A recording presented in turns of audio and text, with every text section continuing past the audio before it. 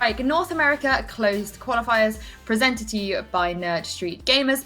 We are one map down in our Group B lower bracket knockout round between T1 and EQUINOX. With me are your casters Esports Doug and Simo. Well, guys, has anyone checked that is the same T1 team that played an hour ago? Because where was that team against Complexity? I'm honestly mind blown. Of course, you both backed T1 in this series. Now, tell me, Simo, what impressed you in that performance, and what did you make of T1's performance in general? I don't want to discredit T1 whatsoever, but I just think EQUINOX, just something didn't feel right about the way that they had been playing Ascent. They were doing something that T1 was doing, might I say, nervously up against Complexity. They were just stacking as 5, pushing into a site on a couple of rounds, which really cost them. The only reason why I think Complexity really shot themselves in the foot against T1 is, well, they kept pushing aggressively. But this time for EQUINOX, on the defense, there was nothing that we know what EQUINOX is to be, and on the attack, they have a ruthless attack that they have these executes on the B side or on the A side that really throw teams off guard, and we just didn't really see that. And T1 were prepared in every facet. They had point defense on all the appropriate choke points that were necessary. They had angles and support. If one player was going to fall, there was another player to support. And also, we just have to mention Skadoodle. He just turned into a different player altogether on that map. Doug, do you think if this was the T1 that turned up against Complexity, maybe they wouldn't be in the losers bracket right now? Yeah, it's tough to say. I think that's a fair question. And Simo, it sounds like you're kind of leaning this way as well. I think this is in a lot of ways, I think this is the same T1.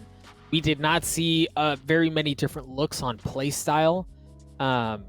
I think what we saw when the last time we saw T1 on Ascent was just Complexity was just that good, right? Like they were able to stick it to T1 time and time again. But for T1, they got that huge monkey off their back, right? Like to lose the first map against Complexity, and then no crap, we're fighting for tournament lives. We're playing against a young squad that really has nothing to lose and everything to gain, and we're playing it on a map we just dropped. Are we going to be able to get over that hump? I think they did so in plenty fine fashion. I know we spoke earlier before the game started what this meant for T1. They had a lot to lose if they were to get knocked out this early, and who knows what kind of consequences and how much of a damage that would have had in their preparation perhaps for the next qualifier. However, EQUINOX are the ones who are on the chopping block now. If they lose this next map, it means they're out and they have to play open qualifiers all over again. Now, what does this mean for this team, guys? Do you think that this is something they can bounce back from? It's going to be tough because even if we do see success from EQUINOX on Bind, we're going to split, which wasn't their strongest showing against Gen G. Now, mind you, T1 don't have the greatest split either. I'm basing that off of a smaller sample size based on what we saw from the open qualifier. T1 are just like, I want to play Ascent, I want to play Bind. That's all I want to play. Give it to me, and I'll do what I do best. I'll be T1 and I'll win. And so now we're heading to that exact spot. And so if there's a chance, it has to be here. You lost to T1's best map. This is your chance. It's Bind. If you don't win here, you're not going to win split. Not at all. Exactly. And could this be EQUINOX's last game in our closed qualifiers? Well, Simo and Doug, let's find out now. Thank you so much. Really appreciate the insightful conversation. I'm really hurting for EQUINOX here. You love to root for the underdog, but T1, there's just something in the water. I don't know what it is. Like a different flavor of Cheerios this morning, maybe strawberry instead of blueberry. Like, I don't know, but there's just been a beast unleashed, a beast unleashed here for T1. Brax and Skadoodle. Now we understand why they're the cornerstone of this roster. You bring in Spider, he's a fragger.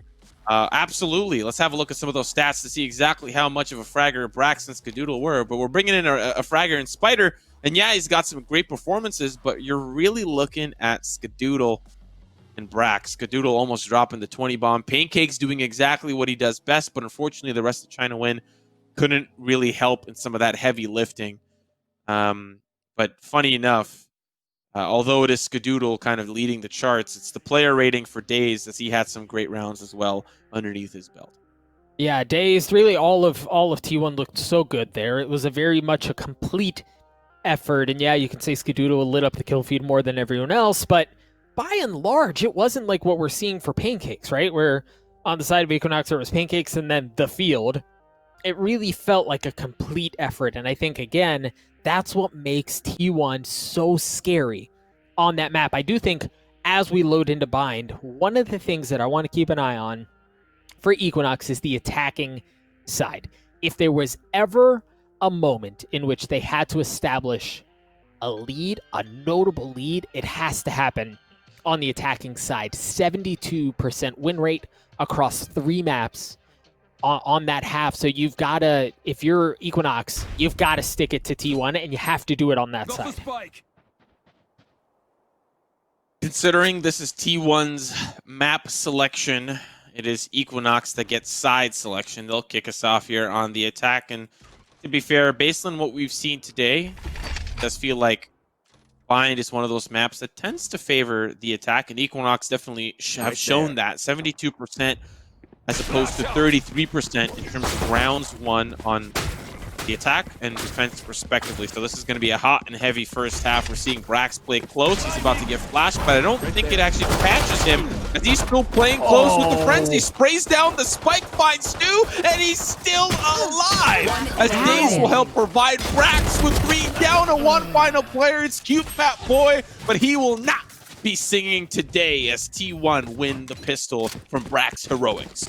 Well, what the heck was what? Like, Brax gets 2 huge opening kills there, and then somehow just like disappears, right? Like nobody on the side of EQUINOX can find him, manages to get another kill in that chaos. We talked about how pivotal Brax was to the success of T1. We saw when Brax was playing well against Complexity, T1 was in the fight. I can't stress enough the importance of Brax to this roster. The guy is out of control. I feel like that's not the last we're going to see of some very interesting play coming out from him. Paying attention to Skadoodle for a moment, off the jet and on the raise. We saw that against Complexity, but I'd imagine that while the raise better for Bind, maybe not the best position to be in, or it's not easy to put yourself in some of the best positions. We're now looking at the engagement on this A site. It boils down to a 3v2. EQUINOX have made it competitive, taking the guns out of T1's hands and putting it into theirs. The spike still needs to be planted, and T1 are just around the corner. Yeah, already an expensive situation, an expensive round for T1, even if they emerge victorious. We know where both members of EQUINOX are, and DXN getting a huge kill onto Skadoodle and then telling out they're going to take the matter over to B in a 2v2. T1 has to rotate over, but the thing is, once they get there, the spike is already down. EQUINOX is already going to be in their post planes. I think this is a little bit of an early owl drone, maybe just trying to see if there's anyone that's made it over already, but nobody, I believe you would have heard the audio cue for the portal, so you know that they're coming from the defender spawn. Unless they're coming from the hookah side, which is possible, but a little bit more unlikely considering the defense is comfortable to come from where they know. And they know that the defender spawn is clear because obviously they went and planted the spike. Now as the spike is ticking though, T1 have the difficult task of fighting for the site. Look at that, a phantom in the hand of ACK. They do not want this to fall into the hands of EQUINOX. Now that the fight starts to occur, they need to make sure that they defuse the spike. It's ticking, and it's ticking fast. That's going to be 1 kill. It's down to Dixon. They can't fight for the spike, and it's DXN that'll fall dazed as well. The Phantom survives, but EQUINOX keep it within reach. Yeah, and T1 had a chance there, but it was a really good cross setup by EQUINOX, covering each other, forcing T1 into a situation where they have to choose. Either do we just stick it and roll the die and hope that, you know, we can pull things off, or do they take the fight to EQUINOX? It looked like T1 wasn't, they got caught in a bit of an indecisive situation. The clock ran out. It was too much. So well played by EQUINOX there to keep them at bay, to force them into an uncomfortable situation, and to steal a round away from them, right? Again, like, that was a very expensive round that all started off on A, and then the quick telly after that opening pick on a Skadoodle, or not opening pick, but important pick on a Skadoodle, really opened up the map for EQUINOX. One of the things that I've observed about T1 is they always leave Dazed to play towards that long side. They never bring Skadoodle over there. They never provide support for Dazed. He's a one-man show down that long side. Sometimes, and especially in the past, we've seen a two-man peak on that long side and not only fight for orb, but get an early op kill. Skadoodle has almost never left that shower side up against Complexity, and we're seeing that here again, playing close in anticipation of a potential push from the shower side, but that's not where EQUINOX is going. It's a death ball heading towards the A site. They start to push in. That's a frag found for AZK. The Phantom's still in the hands, and it's going to find two before it's taken down. A 3v3. Pain Shell's going to make Fat Boy in a little bit of a tough spot, and it's once again Prax with the frenzy as it's brought down to one final player. It's Dazed. He's going to go pick up that Phantom 30 and now seconds deal left. with the 1v2. And at this point, he's certainly going to go for it. He is not at full health. He doesn't have any utility to work with either. It's a sweet gun skin, but other than that, there's not a ton for Dazed to work with here. Oh, but he's going to get a chance on the DXN first. Oh, but the double peek was just too much. If it wasn't going to be DXN, it was going to be DCOP, who were going to be there and pick him apart. EQUINOX winning that round and taking the lead early on. Important start here for EQUINOX. Something that they had, to be quite honest, desperately needed. They took the issue to T1, and now they lead by 1. T1 have weapons online. This is a round that they're, of course, going to fight back. But if we recall back to that Complexity matchup, we know how that went down. And for T1, the defense wasn't their strong suit. It's the attack that they really started to thrive on. So EQUINOX have an opportunity to be in the position that T1 were on the first half of Ascent. Find a dominating half, get some rounds under your belt, and move into the second feeling confident. You don't want to be down and out in a 2-0. That is not the way a team wants to go out ever. Any team. No bias to either team. You don't want to go out as a 2-0. That feels bad, you know? It does certainly feel bad. I love what we saw at a decop there. It was actually so well played. They invested a lot just to get the ult orb into the hands of decop so that he can get the Rolling Thunder, so that they can work their way onto the A site. The problem is there's still a member just on the flank. He's finally getting taken out. EQUINOX has all of the numbers to them as T1 gets picked apart. Just 2 members left as the spike goes down. EQUINOX in full control. That shock dart's going to hurt, though, for Pancakes. He's going to get the safety, use all of his teleports to just escape through the showers. He's like, you know what, team, I'll leave it up to you guys. I'm going to double back. I'm going to go towards that A short side.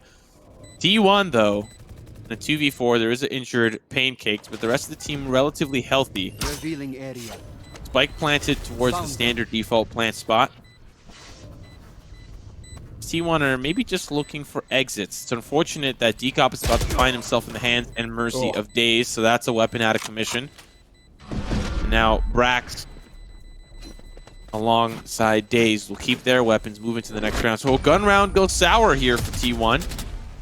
Almost a little bit more sour as Brax is just trying to escape to safety.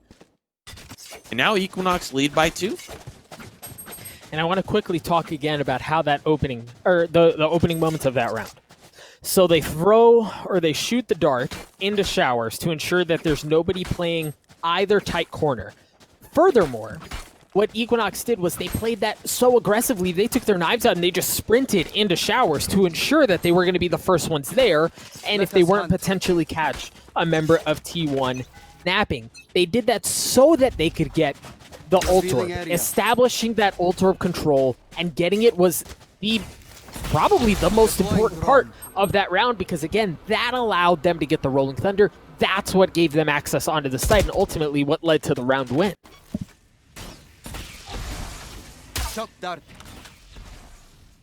EQUINOX looking once again towards this B site. They hear some arrows, they hear some utility being thrown their way, as usual, to be fair. Daze has consistently been towards that B site, but this time he's joined by Brax, who's been a nuisance on that B site before. Pretty standard setup from T1. I'd imagine we're going to see something a little bit more consistent like this. Spider and Skadoodle playing point on A short and showers respectively with support from AZK. Then Brax playing the rotate as he's comfortable. As honestly, T1 are very comfortable across the board with retaking the site, and now they have Daze with a good early pick. We'll see how long he survives, but that's a great start. So now it's a 5v4 retake, and he's still alive in the elbow. Certainly a great start indeed. He was able not only to get the kill, but buy enough time for his teammate to rotate over. Now T1, as we have grown to expect, are going to be fighting for the retake. Daze gets another one as he continues to light up the kill feed. Furthermore, the Rolling Thunder pushes off members onto the site. A 5v3. Spider looks like he might be able to just get the defuse by himself. There are two members of EQUINOX over by Octagon, and who have not managed to work their way onto the site. There's the Hunter's Fury, a very expensive investment, as there's just one left on the side of EQUINOX. Oh, he managed to stop the defuse. D-Cop gets 4. It's going to drop things down to a 1v1 as he has 14 health. Trying to swing the corner, just 6 bullets to work with, and Dazed with the 4K is able to take care of him. The spike got down to half. He's going to be able to defuse it as well. What a round by T1! Yeah, I think, part of that there was they were feeling a little confident about, the position that EQUINOX were in. They were like, okay, they're held towards the Octagon side. We're not really worried about hookah. We're fine. We're chilling. But I think they bit off a little bit more than they could chew. EQUINOX were able to do some heavy damage to take down the T1 members that were just kind of poking their head through the smoke, seeing, okay, who's on the opposite side, and it really made it hurt for T1. But now that the loss bonus has been reset, EQUINOX have just enough to spend this round, but the round that follows may be a little bit more difficult. We'll have to keep our eye on that. There is the player, Mina, with the Frenzy that pops the Bladestorm, and now T1 are expecting some visitors towards the shower side. Once again, it's just an aggressive, run at you. Look, from EQUINOX through showers. This time it wasn't fighting for space so that they could get the ult orb. It was just freaking running at him for the sake of running at him. Now the ult orb is going to come through. Actually, I lied. It was the exact same play. They're going to get the ult orb into the hands of Breach, and that's going to give them the Rolling Thunder. In conjunction with the Hunter's Fury and the Bladestorm, EQUINOX are investing everything into this round. But oh my gosh, the snap from AZK stops the push, not able to continue with this luck as the Neural Theft gives away everything. A 2v2 for the site. And the Spike Carrier is... Oh, I thought the Spike Carrier was down, but once again, it's down to a 1v1. DXN has got to race over towards this B side, but guess what's over there? Tripwires that seem to have allowed him to just sneak on by. Like James Bond, those red lasers aren't going to affect him, but the recon bolt will. And now as Daze is looking in a daze, in the wrong direction, DXN will take him down. EQUINOX lead by 2. A bloodbath there on the A site. ACK almost able to turn those into some early heroics, but I have to give a lot of credit to Mina to just tailwinding forward, holding down that W key, and making that Bladestorm work for him. We'll see now if T1 are able to bounce back, but it's a whole lot of nothing in terms of their economy except Daze with the op. Interesting if he chooses to stick with that. And it looks like they're going to try to get an early pick down B long, but nobody's home. There's nobody there. We've seen twice now a couple of things out of EQUINOX. One, the set play for orb control and showers, and 2, the fight for a site to pull all investments, or excuse me, all resources from T1 over to A, and then dip out when it's a 2v2 or a 1v1. The problem is, if you're T1, you're kind of in a damned if you do, damned if you don't, right? If they rotate everything to A, EQUINOX leave. If they don't rotate everything to A, EQUINOX stay and they take A. It's a difficult spot for T1. Difficult spot indeed, and now they're once again in that spot as the weapons are not great. The op, of course, I believe, I don't know if that actually carried on into the next round, but if it did, Daze has already lost it. It's down to Brax. I imagine he's got a classic or something. Oh, yeah, of course. It's the Frenzy. He's got the Frenzy. He's in a 1v5. I imagine a world, a very likely world, that he is going to end up being taken down here. Flawless round for EQUINOX. Now leading by 3. Up against Complexity. I think we saw 8-4 in favor of Complexity.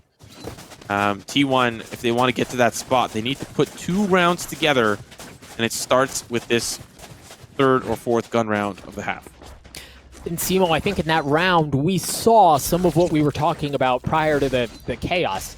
Brax was not at the fight for A. Where was he? He was waiting on the other side of the telly by Hookah. So EQUINOX, again, have made that play happen time and time again. T1 has no choice but to invest something over there to keep that play at bay. The alternative is, all right, fine. If you're going to force us into a 5v4 where we're just going to fight for the site, great. We'll take that 9 times out of 10, and we'll win it that frequently as well. So EQUINOX just kind of pulling T1 around here. Great start for T1. The buddy system in Hookah really working out, but this time that means that the long side is uncontested as Dazed has to focus his attention towards Hookah.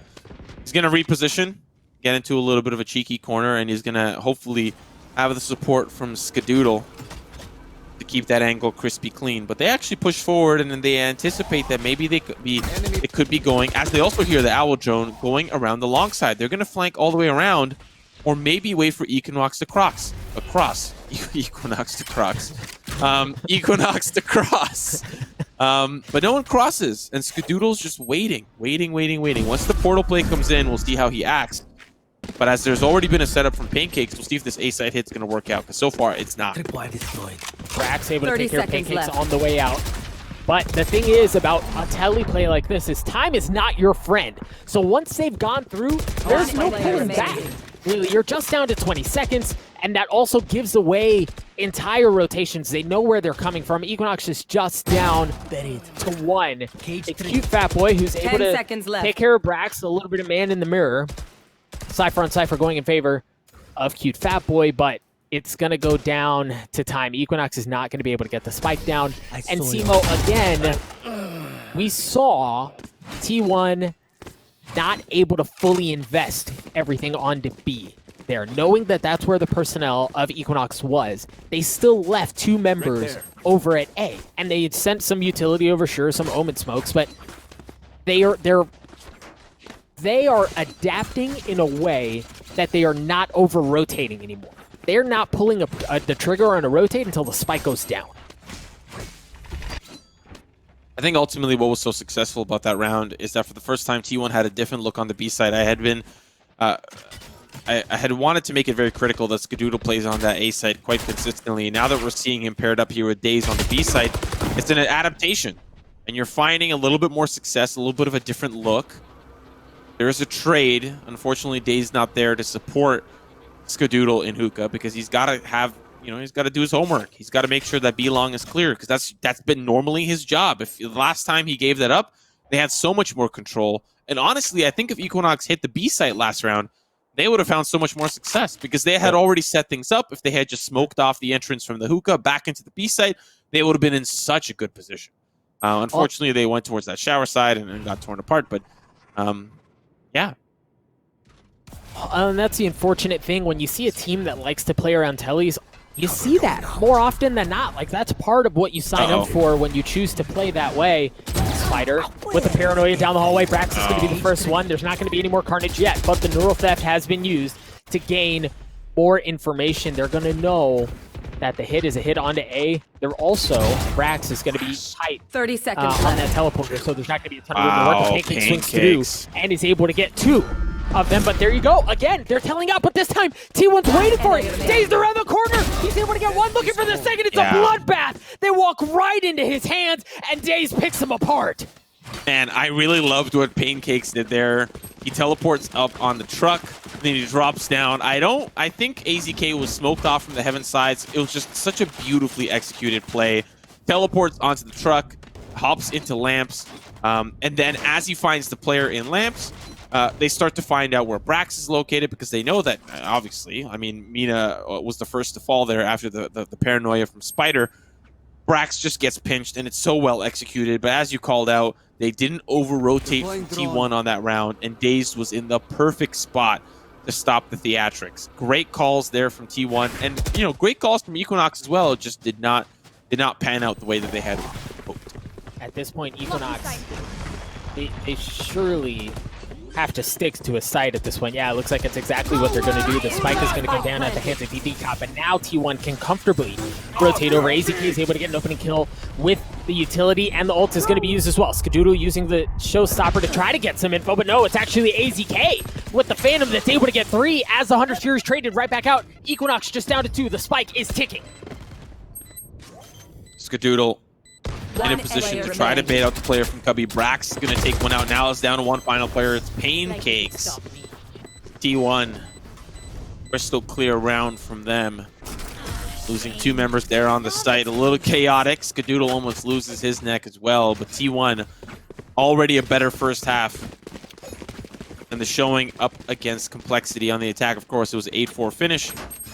T1, we're looking at a potential 6-6 or 7-5, something like that. EQUINOX. Been tough. Found some early success. Really shook up T1 a little bit. But now that the economy is kind of stabilized, we're seeing more consistency in the rounds. T1 have been able to read their opponent. The craziness of the portals has, to be honest, been put under control. It has, and now what I'm really curious about is how will EQUINOX play this? Because as you said, the craziness of the tellies no longer a factor. Hitting it straight up didn't work either. How will they play this round? And T1 is so good at escaping, about getting away. Brax all with the beautiful portal. You got portals, I got portals too. They walk through. There is a player that is on the opposite side that's about to see him. Oh, he hits him in the dome, but still survives. DXN limps that one off, and now Spider going to get into a position to try to flank them. They are starting to come through. They don't have knives out, so this is at least going to bode well for him. But now as they start to come through, finds one. Can he find a second? He can! Give it to him! Now the 3v3. They want this A site, but things are a little chaotic on the round at hand. Chaotic. Probably the biggest understatement of the day. Also worth noting, Spider, I didn't want to draw a ton of attention to his. Those were his first 2 kills of the map. Timo, he was 0-10 up until that point. He was 0-10-8, so he was dealing a good bit of damage, but he had not gotten on the board. For him to get those 2 picks on that rotation was absolutely huge. Furthermore, what that does is that forces EQUINOX to rotate back. T1, knowing that there isn't a ton of time left, have started to rotate over to B as well. They've left 1 over on A, but the gig's up, folks. They know exactly where the spike is going down. Oh, that's so unfortunate. Good positioning there from Days and Now as they start to come out on the woodwork. He's going to find a second. It's all down to 1 final player, and he is going to teleport to safety. No more tough stuff here for EQUINOX as T1 finally find a lead in this first half. A half that EQUINOX would have wanted to finish 8-4, 9-3. That's what they had hoped. That's what statistically they have been proven in the open qualifier to complete with, but it's not panning out that way. And Simo, I think you just said it perfectly. This is EQUINOX's chance.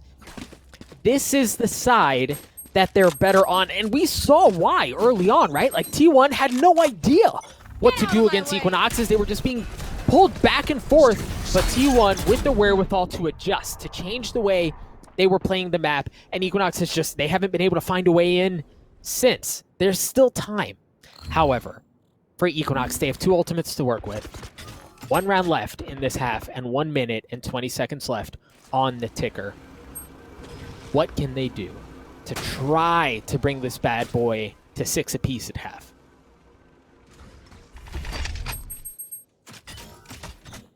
Couple of pings, maybe worried that there's somebody playing close to the cubby. They don't use utility to check it. Pings are coming out as there is a player playing close towards the portal side. The cubby's checked. Spider and Brax, can you hold off this push? AZK, can he stop Pancakes from the push in from the showers? We're about to find out. Mina gets up close and personal with AZK, takes out the back line, and now it's going to be Spider that falls as well. Down to Brax. Just like that, he will fall to the slice and the dice. Down to 2 final players. Skadoodle alongside Daze in a 2v4 spike planted. EQUINOX on the precipice of a 6-6 finish in the half. Yeah, Mina's not playing this aggressively. They had Pipe, like... Mina in U-Haul. The spike continuing to tick down. EQUINOX has the numbers advantage as Daze slowly starts to creep forward. That's going to push him back. Yeah, that's going to get the kill. That's going to allow the rest of T1 to work their way through. And Daze is going to be the first one there. He's going to spot a player, deal some damage, but gets taken out. One left on the side of T1, and it's Skadoodle in a 1v3 situation. Gonna tab, gonna get flashed up and blinded by the light. Not able to get the kill. EQUINOX brings this thing to 6 apiece at half. It all boils down to this, Doug. This half right here for both teams. Are we going to see that third map, or are we going to see T1 in dominant form? Looking at some of these replays, we saw some highlights from both sides. It started out initially with some amazing theatrics there from EQUINOX, but once T1 had their hands on some stable economy, and even this play right here, Pancakes, I was so impressed with how that was executed, the support from the team. But then after, as they funneled towards the B site, that was the round that Daze was waiting with his open arms. So we'll have to pay attention to now T1's attack plan and how EQUINOX are going to play the defense, because obviously a little bit more of a focus towards this B site to start. You know what's crazy, Simo? If Mina doesn't get that kill with the Blade Storm at the beginning when she entries onto A, I think that round goes in favor of T1. That kill was so important. And the fact that that Mina missed, I think it was 3 or 4 different blades before getting that kill, that easily could have gone the other way. But all of that said, we're in the second half. Skadoodle gets tagged up a bit and is pushed back. T1, color me shocked, playing slowly. Well, I mean, Ascent was fast. We got something out of them. But I think, you know, when you're playing it slow, we often saw complexity make mistakes. You know, playing slow allows you to control the pace of the match. And if your opponent is playing fast, well, then if you're trying to slow things down, you'll have that opportunity to do so. Spider and company will get paranoid. Nothing will come of it, and now the engagement occurs towards that lamp side. Pancakes will find 30 seconds left. Victory shot, and Spike needs to get planted. 30 seconds left on the clock, and T1 have put themselves in a precarious position, but they'll start to pick apart the defense. Now the Spike will very likely go down, but they still have to worry about the members coming around. The APC shot's going to be good from AZKC's. The ponytail there from Breach tries to hop over, take the shots down to one final player. AZK finally lands the much needed shot onto Decop, and T1 win the first. Honestly, I think this may be the first pistol win of the series. No, they had they won that first pistol, but they lost both pistols on Ascent. Point being, T1 will start off with the win. T1 rocks a 55% win rate on defense on Bind. On attack, 44%. This is not the side that they're comfortable with. However, the one saving grace, if you will, is for EQUINOX. Their win rate on Bind on defense, 33.3%. Neither team is comfortable on this side, so it's going to be a good one. EQUINOX has the numbers advantage right now. T1 has not committed onto anything yet. The Spike is nowhere near anybody at this point.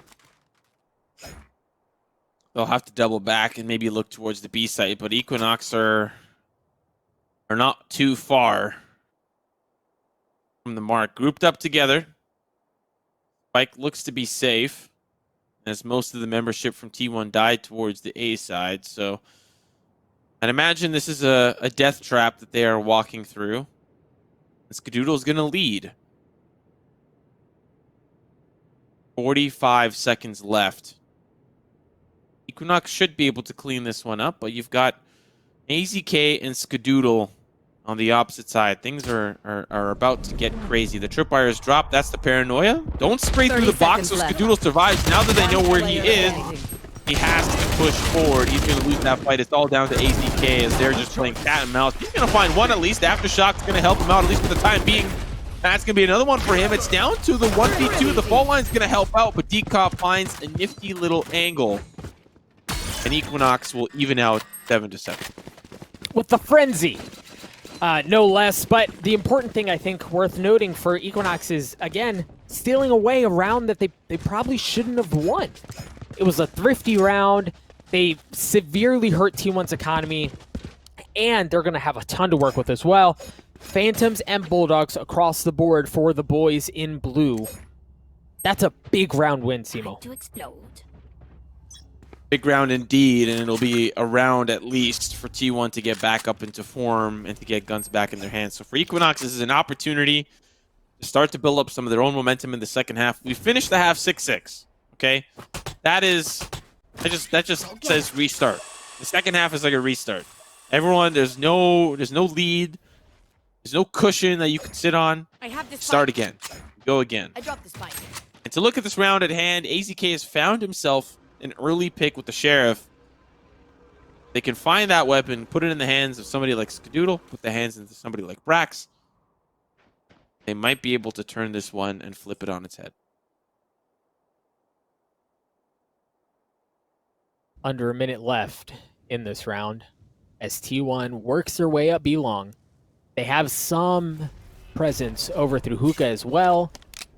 Insane timing on that smoke from EQUINOX. But it looks like this is where they want to go. It looks like this is what they're going to invest in, at least enough to make EQUINOX think about it. It's exactly what EQUINOX was doing to them, but this time it seems to be far more committal as they get all the way in. Brax gets taken out by the utility. You hear Rolling Thunder has been traded back as well as members of T1 continue to drop. It's going to be 3v4 in favor of EQUINOX. DXN rotating his way around, but it's Cute Fapper who's able to take care of Skadoodle. Members of T1 are being decimated. One left alive, and, well, Spider continues to struggle. It was a 1v3, so I'll cut him some slack there, but EQUINOX are going to take the lead after that round.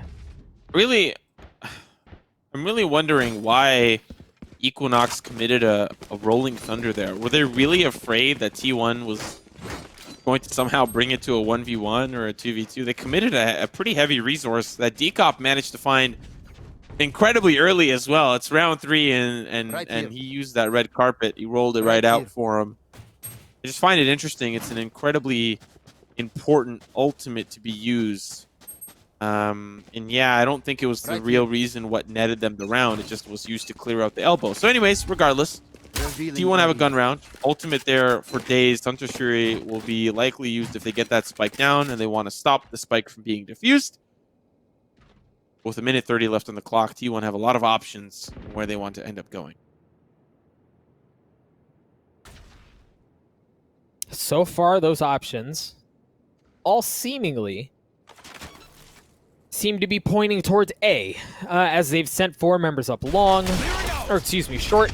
They have 1 in showers as well. The flashes come out, the utilities there as well. You see the Cypher cages and the camera from Cypher to try to keep them at bay. Spider goes in, gets punished again, but the trade from Skadoodle thinks things up at 4. Spike planted. Spike's down, which means now EQUINOX have to play the retake. So far, it's not looking so bad. They can't take care of the players in lamps, but Skadoodle's got other plans in store. That's the paint shells that are dropped. It's likely going to do a little bit of damage, and it's down to Skadoodle.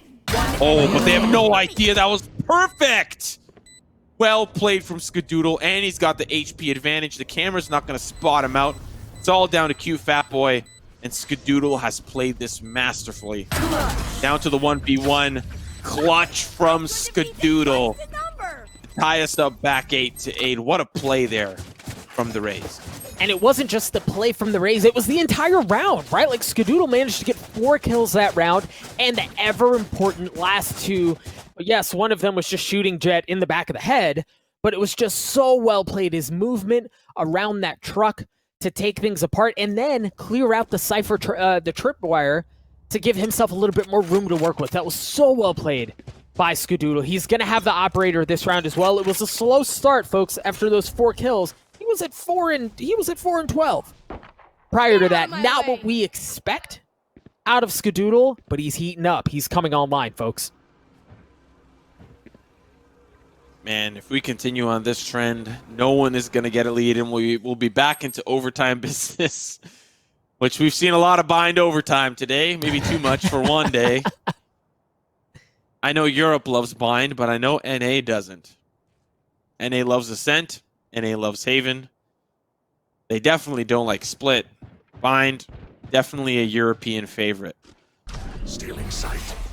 looking at the current setup here for T1, a lot of utility spent, at least early on. Paranoia from Spider to pull back, and shot's going to be good onto Mina. That's a crucial Blade Storm out of contention. At least I thought I heard a Blade Storm. Now Skadoodle comes in with the showstopper there. What's a player towards the elbow, and he will survive. Decop will take him down. AZK just trying to avoid the Hunter's Fury. He's going to get tagged up and down for the count. Down to the 3v3, make it a 3v2 as T1 are falling apart. They can't seem to make any of their actions work. And it's all down to Daze. He's going to be pushed up by the Aftershock. Still manages to survive it. The Spike is in a tough spot. T1 are looking at the round here for Equinox. Yeah, Daze looks like he's just going to save up with 13 seconds left. And as you said, the Spike nowhere near 10 seconds an accessible point. There's just not a ton to work with. Maybe you can get a pick on the way out. Looks like he's going to get a chance onto Decap. But of course, like 2 ships passing in the night, they peak at just the right time, never see each other, and go on about their merry way. Equinox is going to take the lead. T1, as you said, hasn't been able to get much going. They haven't been able to get anything working on the attacking side. And like we were talking about earlier, it just seems like all of the matches with T1 are close, unless it's Ascent. But again, round traded, back and forth, back and forth. The second half has been super close, Simo. Nobody has been able to establish themselves on this half. You know, I thought after that Ascent map that Equinox were done. Nothing left in the tank. Fortunately for them, they've got plenty in the tank, and as they try to chase down here, T1, as they try to chase down some of these Equinox members out of showers, they do find Brax in the process, and at least an injured Spider, but I believe that happened towards the short side. So, Alt Orb here for AZK. Alt Orb control means that on this Eco, they're just collecting their dues. And likely going to be a 2-round lead here for Equinox. Of course, we do see Daze with a Phantom, so there is at least something coming into this round for T1. But still, considering the attack plan hasn't really been that effective, I'd imagine Equinox are going to be able to close this one out as well. Yeah, that certainly seems to be the case. And again, Mina with an operator holding down the A site, there's not a ton to work with there. But that said, T1 looks like they're going to rotate over onto B. The problem is they're going to be met with 2 members of Equinox in utility for days. This is, as you said, Simo, a pistol round, so you don't expect this really to go the way of T1. 30 seconds left. But you can never count these guys out. Yeah, that's DXN giving away his position. Now as he starts to drop down, he's got to worry. Yep. They were going to be looking down. Well played there.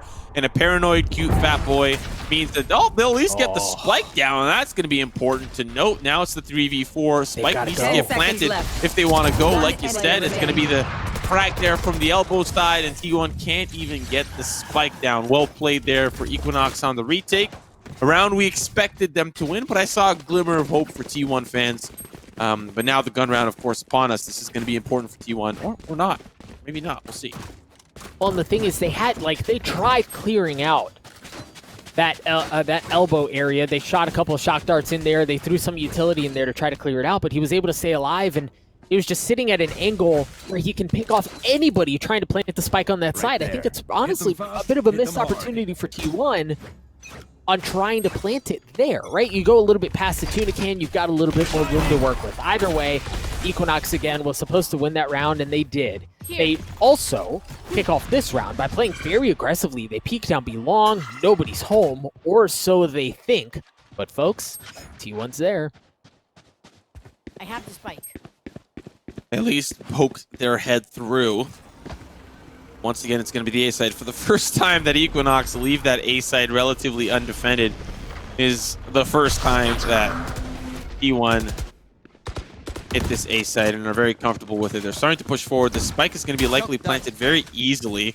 Of course, we know that. T1 are going to make sure that they cross their T's and dot their I's. Brax is going to play contact from the shower side, while the rest of T1 are going to sit pretty in the lights, in the lamps. Smokes are down, and now the retake here comes for Equinox with the red carpet rolled out. Oh man, the U-Haul area gets messed up, and they trade it right back. Literally, like, right at each other, and it's Daze with the Hunter's Fury that's able to get 2 as it looks like Mina tries to swing it aggressively and try to establish some semblance of control, but AZK greets him. EQUINOX down to 1 member left, and it's DXN. The problem is he's sandwiched and he gets taken out. Daze gets kills with the bow and arrow. He gets it with the Phantom, with whatever the heck he wants. T1 win an important round. Man, that was delicious to watch from T1. I loved that. The red carpet answered for another red carpet. The Rolling Thunders meet. They overlap each other, and that gives Dazed a huge opportunity. The Hunter's Fury use that ultimate and finds 2, almost finds the 3rd. If Mina didn't have Updraft there or Tailwind, of course Jet's got a lot of tools to escape. That would have been a 3-piece. And wow, great layering of ultimates there. T1 keep things within 1 and reset the loss bonus here for EQUINOX, who have had a couple of rounds build up their economy. All right, now T1. They have an ultimate to work with here. They have the neural effect. But of course, that requires getting a pick in order to use. They're hanging out over by that telly. They have no information of what's happening over on A, so you presume that that's not what the play is going to be and that they're actually pretty committed over onto the B site. Furthermore, when you get a pick like that, why the heck not? They'll at least trade things out here for EQUINOX. Spider's just trying to find safety. Oh, he's going to play close, find DXN, and now that elbow is wide open. All that's left for T1 is to touch their knees and toes, and they've got to do it fast because this clock is ticking. 40 seconds left on the clock, and they're still looking to fight from range. They'll take them down from the cubby. It's all down to pancakes. If there's anyone that's going to win a 1v3, it's going to be the man himself, but he's got a tracking dart stuck in his side. Rax peers over the tuna can, and will take him down. We're tied up 10-10, and I'd imagine once we look at the economy, it's not looking so bad for EQUINOX, but if they lose this one, it definitely will be. Yeah, they're going to be in trouble. And Timo, it's interesting that that's now 2 rounds in a row in which T1 very slow to flood onto the site, right? Like, they're on B. Spider and the rest of T1 work their way up B. Spider wins an important gunfight over on Elbow. But then the members of T1 just wait. They wait and guard and they don't commit to it. That allows members of EQUINOX to push through from the defending side and just straight up take a gunfight, right? If Spider goes more aggressively there, if they, kind of pick up the pace a little bit and he establishes more control, creates more room in Elbow, that negates that push from that way, and it at least gets information, right? That those gunfights across the middle of the site there easily could have gone in favor of EQUINOX, and there was a very similar situation that happened the previous round over on A, where they established control, but they didn't have anybody pushing up pipe, so there was no pinch point for them to establish presence, for them to create room for themselves on the map. So T1, they've managed to get away with 2 very close rounds and very important wins there, but I would just love to see a little bit more aggression out of them, especially when fighting for pinch points on sites. Oh, this is not a good look as well. They're going to start to funnel in towards the A side, and EQUINOX are ready for it as they've committed everybody. The whole family's here, and they start off with a frag here for T1, but how long will that last? So far, it's looking like 2 on the money. Spike is being planted. 30 seconds left on the clock, and now with the spike planted, time is definite. Decop going to find one with the frenzy. It's a 4v3. 2 players towards the lamp side, and I don't think they anticipate a player playing there. AZK is going to make sure that he's going to take the job to himself. He's going to find 3 on the round. He's going to take matters into his own hands. And now, I believe that was EQUINOX soft buying so that they could force up here. So I'd imagine that instead of going with a full gun round and then having to force up an eco, they soft buy just enough so that when they get that 3rd loss bonus, it's 2,900 that enters into their pocket. They can force up and bring the issue over to T1. So it's very important to note that there wasn't a complete eco at any point. They just managed their money accordingly and put themselves in a position to succeed. So T1 now, 3 ultimates on the docket, 1 away from match point. And EQUINOX can do a lot this round to tie us up. And the important thing, too, for T1 is not that they just have 3 ultimates to work with. It's 3 very good ones when it comes to establishing, well, 2 of them are very good when it comes to creating space and getting onto the site. The only thing you would love to have in conjunction with this is the Hunter's Fury, and you saw Dej just pick up one of the orbs. to get closer to that, but is still 2 spots away.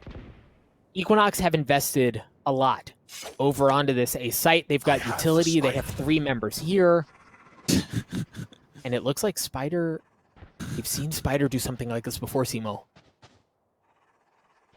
No, I just find it so funny that T1 are willing to minimize all possible sounds. Skadoodle went right up into the face of Spiders, like, here, you take this, I go away. The 4 stack towards the B site. Unfortunately for EQUINOX, unfortunately for Mina, he's about to find out who's on the opposite side. They win the gunfight and the B site's wide open. We'll see if T1 is able to act fast. They're trying to clear out all possible angles. Neural Theft's going to help out with that completely. And T1 will pile onto the site. That's the red carpet that's rolled out. Surprise! I'm coming in from the side. As AZK will find one. Not before DXN will find an answer back with the Hunter's Fury. Now the action ensues. Brax is holding on. He's stunned. He's flashed. And he clutches with the 3K. Not even a single member. Almost not even a single member. 1 member falls from T1. It's match point. AZK is having a game of a lifetime. And EQUINOX dangling by a thread. 1 round remaining until they're knocked out of the tournament. Freaking Brax. Again, it's Brax. 3K there. CC'd up for days. Probably couldn't see left from right and up from down, but he was able to get important kills. And Simo, I think the other thing I want to touch on was I was just mentioning wanting to see a little bit more aggression out of T1. We got it, right? Rolling Thunder absolutely shoves his way through elbow and is able to get a pick on that as well, rolling his way into that. That is, in my opinion, and with Brax as well, what made that round win so big, right? It wasn't a 1v1 like we've seen the last 2 or 3 rounds. That was a demanding round win. Now they find themselves on match point, on series point, and on the cusp of eliminating, EQUINOX. This is definitely the T1 that we would have loved to see up against Complexity, but you had highlighted in the pregame that Complexity have also leveled up. It's not enough to say that T1 did not play their best, but it's more than enough to say that Complexity played to their heart. They played their heart out. For EQUINOX, they're looking to do the same. So far, it's working out. Cute Fat Boy's going to find Skadoodle, and that's an important member down. But look at the flank. Pay attention to the 2 members by the tripwire. T1 are kind of stuck here. They can't really go very far. They at least have showers control, left. But there's a flank coming in from behind. Spider completely unaware. Mina gonna find 2. The slice and the dice continues to provide as it's down to Brax. He's trying to run, but you can only run so far. EQUINOX, stay alive and keep things within 1. Unbelievable. Simo, you called that flank? There was nobody watching. Furthermore, that's where the spike was being planted. Right, like that's a mistake out of T1 not to be watching that, not to have anything at least looking over there. And furthermore, if you don't look over there, fine. But for the spike to be going down at that path as well, and to have, I believe it was Spider in a position where he just gets sucker punched from that area, that was just a costly mistake from T1. They had an opportunity to put him away and weren't able to capitalize. EQUINOX pushing to send this thing to overtime. T1 does. I can assure you they don't want to deal with that. They want to put them away here. They want to do it now. Ooh, teleport play from Decop. Let's see if he finds anybody. They ping it out as well. Brax is going to find Q Fat Boy. And now Decop's like, I'm going to avenge my fallen comrade. But Brax is still alive. He might be able to even find another one. The Aftershock is going to help out. He's going to try to flank, and Pancakes will be able to sandwich him in. But guess what T1's been doing this entire time? You focus all of your attention onto Brax. Wow, he's in the shower side. He's trying to push with his team. Nope, his team don't care. They're going to plant the spike. They're going to plant it towards the default spot. And they're going to choke out the rotator that's coming from the defender spawn. So guess what? Now you've got the toughest retake in history, and you're up against T1. So far, it's not looking so bad. 2 there on the money, down to the 3v2. 1 player remains. It's Mina coming in from A short. T1 have proven that they are a worthy adversary. That Complexity made a mistake sending them down to the losers bracket. T1 will eliminate EQUINOX Esports from the closed qualifier and will move on in the losers bracket to face the loser of Gen G and Complexity. Man, What a stand-up performance from T1. And again, it seemed like almost every single round on the attacking side went down to like a 1v1 or a 1v2. There were very few offensive round wins for T1 that were like by and large impressive or a statement made. Everything went down to the wire, and we talked about T1 and you know how they play, but also EQUINOX sticking it to them time and time again. They refused to go away. So again, it was an impressive performance from EQUINOX, but T1 stood up to the punches that they took time and time again, and they emerged victorious.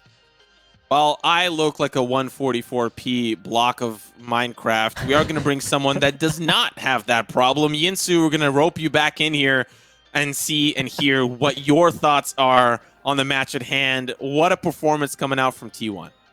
Just want to preface that there's nothing wrong with looking like a Minecraft block. You know, it's not all about the graphics. It's still quality content we are putting on here. Yes, I feel so sad that we have to say goodbye to EQUINOX this early on. You know, last week in the open qualifiers, they brought us so much entertainment. They took down FaZe, they took a map off of Cloud9 Blue, they took a map off of Gen G today. I guess my question is for you guys, you know, they do have another chance. Do you think this is a team that has the potential, or if they're worthy to be in that final 8 in December? You know, the worthy part is tough to say, but do I think they have the potential? Absolutely. Yeah. And here's the other thing too, right? If you think about how the next couple of days are going to play out, 4 of the best teams in North America won't be there. They're not going to be playing because they've already qualified. So you begin to remove some of those larger blocks, those obstacles that if they run into Cloud9 or G, TSM. Yeah, or like those guys, they're gonna it's very likely that they qualify here, and even if it's not them, 4 of the best teams in North America are gonna qualify. So it gives them a little bit more room to work with. I think EQUINOX showed us instances in which they can be terrifying, but I think as Simo, you mentioned it could have been that they just ran out of gas, man. Like that, it may have just been a lot for them. I mean, it's not easy to play 2 best of 3s back to back, especially if there's this much pressure and sort of this big of a prize on the line. Now, Simo, is there anyone on this EQUINOX team even that's impressed you? I know both of you have been, speaking quite highly of Mina and Pancakes. Are these the players you say have been standouts on that team today? Oh yeah, Pancakes and Mina playing on that attack side on Bind. I was very impressed with the way EQUINOX had their attack plan set up. I specifically love the play both from Pancakes and both from Mina on 2 separate occasions where they have a point person towards that shower side. They smoke off the heaven side. They jump over the truck with either the updraft or the shadow walk there from Omen, and then they work their way back into lamps. And there's 2 players from the defense that are like, "Oh, you're here," and it's just crazy. It's such a phenomenal play. And I love that setup there from EQUINOX. Of course, we saw a similar look from Skadoodle on their attacking side, but ultimately it was just kind of like a one-time thing. But I really do like the performance that came out of Pancakes and Mina, and really the whole team. Really, I can understand that they try to play as a cohesive unit, but today it just wasn't the day. They'll come back. They'll have another shot at the UMG Open qualifier, and I honestly hope that they come back stronger. Well, we do still have to talk about that T1 side as well. You know, they've kind of dodged a bullet. It could have gone really wrong for them. You know, after losing to Complexity, they will have another lifeline, but they're still in the same position.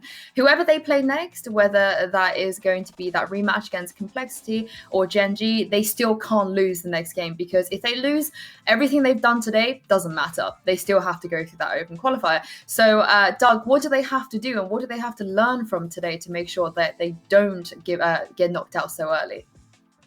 Honestly, on what they need to do, I want to see them do a lot of what they did up against EQUINOX. And let me explain it.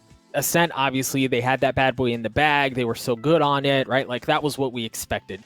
But on Bind, I know I mentioned this during the match a number of times. I am so thoroughly impressed by their ability to react and to adapt on the fly. And that's a huge tip of the hat to the coaching staff, to Efrod, to everybody involved. Like, for them to adjust the way that they did on the defending side, knowing that EQUINOX was starting to pull them back and forth.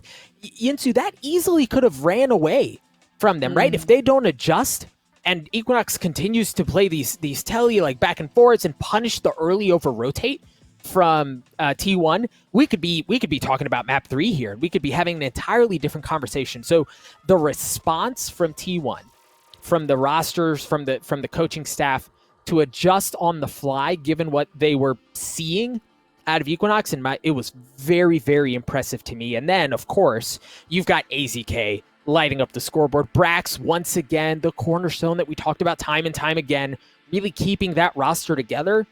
T1 impressed me because they can slay, because they have a couple of different looks, but more importantly, they respond, right? Like, they adapt. And that's really difficult to do, especially when you have a game plan going into a team. And also, I mean, it's kind of, we have the group graphic here. Let's just quickly talk about that. You know, this is what Group B looks like at the end of today. Of course, we have to say goodbye to EQUINOX, but T1 will progress. We will find out how, you know, the other teams will do in terms of complexity and Gen G, I believe either tomorrow or the day after tomorrow. So, you know, now with one team out of this 4-horse race, and you guys talking about how it is a race to the second. At this point, after everything we've seen today, who are you guys backing for that team that's going to take second place? Ooh. You go first, Simo. Yeah. Genji obviously moving on, I think. I'll be very shocked if Complexity can take them down. I do imagine that could be a series that could go the distance all 3 maps, and Genji had a dominant open qualifier performance where they didn't drop a map until they, of course, were out of the tournament to Envy. But for the most part, I do think Genji can close this one out. This new reformed T1, I don't know. I still would love to see this resurgence, this fire underneath them. I likely think we're going to see a rematch. If Complexity actually move forward, that is big for them. They get the top seed moving on. The lower seed of whoever ends up facing them, they'll likely have a little bit of an easier opponent. You know, if we hypothetically project Cloud9 or TSM to move up into that first seed, well, then you don't have to face them. And your Complexity, now you actually get like a ticket to the semifinal. If you have a tough opponent, like, you have to win that best of 3. But if you don't, I think Complexity can take T1 again. But that this time around, I think it'll go the distance to 3 maps. Just before we wrap up, guys, I wanted to get some last thoughts. So from the both of you, if you could give me one thing that was your biggest takeaway from the first day of the closed qualifiers, what would that be? There is no pushover. There is no easy game. There is no, like, look past a match. These are some of the best teams that are available. And the crazy thing is, there are a couple of really freaking good teams that did not make it past the open qualifier who are going to be waiting on the wings as well. So for a lot of Valorant fans, myself included, this is like Christmas, right? You're getting the best of the best from all of the teams here. No team is safe. No map is easy. No round is easy. It's good against good the entire way through. And as a fan of Valorant, that just makes me giddy and really happy inside. I mean, for me, honestly, from the 1st of November onwards is Christmas. That is a topic for another day. But Simo, any last thoughts and your biggest takeaway? I think I just have to echo what Doug says. I honestly love Valorant, and the teams today have really shown that they also love Valorant, but that they're fighting hard to make it through. That, you know, the open qualifier, we talk a little bit about the desk, you know, Reddit, Twitter, everyone's, you know, did all the teams play at their full capacity? Did all teams play at 100%? Did they all give it all? Well, now there's no excuse, and we're seeing that here. Like, EQUINOX falling is important. It's important to note they gave it their all. They gave 100%, and they failed. And T1 got to move on. And now, once again, T1 will continue to be tested. Whoever else is in the losers bracket that ends up tomorrow or the day after, you will be tested. And if you lose, we've proven who is the best and who isn't. This is where it all goes down on the line. If you qualify, you qualify. If you don't, you have to try again. Of course, we are down to 15 teams now after having started with 16 in the beginning of today, and it will only come down to 4, and only those 4 teams will progress after Sunday of this week. Anyway, Simo and Doug, thank you so much for joining me, and again, thank you to Shift and Ariel for joining the stream earlier today in our first best of 3. Thank you to you guys at home for tuning in today. We'll be bringing you some more action from Group C and Group D tomorrow at 12 p.m. PT or 3 p.m. ET. That is all from us tonight. I've been your host, Yingsu Collins, and I'll see you right back here on Nerd Street Gamers tomorrow.